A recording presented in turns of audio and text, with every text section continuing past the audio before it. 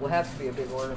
Laura Choate has been the food pantry director at Church of the Open Arms in Oklahoma City for 15 years. When they get the box and say, wow, this is a lot, it feeds my soul. Working at the food pantry is deeply personal for Laura, who at only 11 years old was homeless and hungry herself. I lived downtown and slept in garbage cans and ate out of garbage cans. Data collected by the U.S. Census Bureau found that food insufficiency was over 1.5 times more common among members of the LGBTQ community than non-LGBTQ people. Laura is a lesbian and has noticed the disparity. She says her food pantry is a place where all people can find acceptance. Nobody bats an eye if they come in a wig or whatever. The food pantry at Church of the Open Arms is one of 200 that's part of the Feeding America organization. Our goal is to address food insecurity, including for people who are the most vulnerable. Feeding America Vice President of Research Emily Engelhard says there are ways you can take action. Volunteering is always a